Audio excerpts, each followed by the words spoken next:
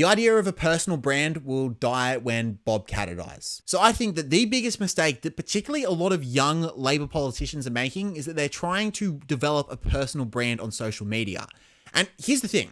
Developing a personal brand worked really well in the TV era because the TV commentators could condition you the way to think about a particular person. We love Bert Newton. He's a character. Even when it came to like Carl Stefanovic in the 2010s, it was, he's the guy from the Today Show. We love him. When it comes to social media, I can't think of anyone that doesn't polarize to some extent. Even Bob Irwin, like the person that you would think would be the most universally loved person across Australia, gives every reason to. He has got his fair share of haters out there. And obviously, the point that I'm trying to make here is not to not avoid haters. You're in politics, that's gonna be the price that you pay in terms of getting into politics. But it is different to being an online personality. If you are an online personality, your job is to make sales. And by being a polarizing figure, it's a lot easier to make sales because the people who don't like you don't cost you anything. You don't lose sales because people dislike you unless it's, cancel worthy and you lose sponsors or anything like that. But when it comes to being a politician, for every person you gain, if the same action triggers a negative response, then that vote that you gained is completely offset by the negative reaction that you've triggered. I'll use the recent Mormon Wives drama for my case here. So my wife and I, we love watching Mormon Wives. It's my guilty pleasure. But if you don't know what I'm talking about, probably the main character from Mormon Wives was supposed to be the American Bachelor, but she was caught hitting her husband pretty damn hard and then throwing a chair. One of her chairs actually quite sadly hit one of her children. You'd think universally, okay, this is pretty easy across the board. Huge case of domestic violence. The public will be largely in condemnation of this. And don't get me wrong, there's a lot that are, but then there is a huge swathe of people who are defending her because they don't like her boyfriend or her former partner, and particularly the way that he conducted himself or the way that he was either characterized or conducted himself, probably a bit of both, when Mormon Wives was aired on TV. And so they've actually justified a lot of what she's doing, even though we haven't seen any video footage that has proven that there was a prior incident that took place. There's just been this assumption that this is quote unquote reactive abuse to the earlier situation.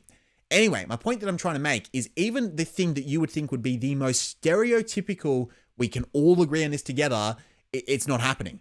It's still polarizing. It's still dividing. So I think the biggest trap that you can fall into is making yourself a personality. And I see young Labour politicians do this all the time. They'll do some cringe TikTok dance being like, we're cutting your hex. And they're not offering anything of value. They're merely just parroting the line of the decisions that are made by people who are far more senior than them in the Labour Party and trying to just sell the case to people and not really doing a very good job of it. And just have a look at their comments. It's filled with people going, yes, Labour, a great way of spending other people's money. And obviously part of that is informed by people's position on politics, but part of it is the way that which they conduct themselves. You can preempt a lot of what those comments are going to be and address them in advance so that they don't have any sting or any power. You can make the case that particularly young people who either don't own a home yet or are quite early on in paying off their mortgage need immediate relief far more than other age brackets of people in society. This demographic needs immediate relief. You can make that case. You can preempt what the comments are going to be and say, hey, this is why we're making the decision. And in doing so, you can actually add value to the conversation, which as a politician, I would think would be a pretty important part of your role. But no, this is what they're doing. They're trying to go viral. They're trying to get shares. They're trying to get people to go, oh, look at this TikTok. This is funny. What a queen. Don't go for that. It's a trap. For every person who goes, oh, what a queen. This is so good. You are getting some angry person that is quite annoyed and quite upset. And let me tell you, for a lot of people that are either politically indifferent or maybe slightly leaning one way or the other, they will go, oh, I just want to follow my local member to see what they're up to. Yeah, I might follow them on my Instagram or whatever. This is pretty damn annoying. Can you actually just get the job done rather than make these TikToks about you running or dancing or whatever? And it can tip people off. And for every gain that you make, you might have a great national brand across the country of this woman is a queen, but you can annoy a lot of people in your own electorate that can cause you a lot of difficulty.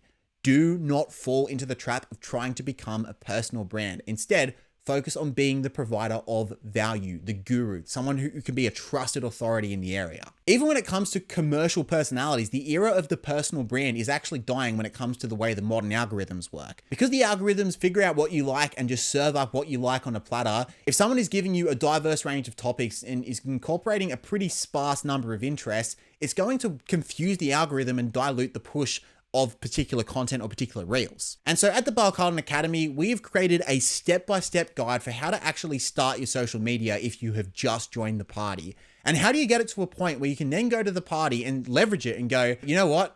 I have the support of my local community based on this social media page that I've built myself. Let's use that to go ahead and to win this local area in an election. And yes, I know that Labor are dominating across all the state and federal jurisdictions, but I do think that their Instagram game is a real weakness of theirs that needs some work. If you go in the comments, they are getting slaughtered by Greens voters. But Paul Keating actually discovered a technique to nullify all of the sting out of a Greens criticism.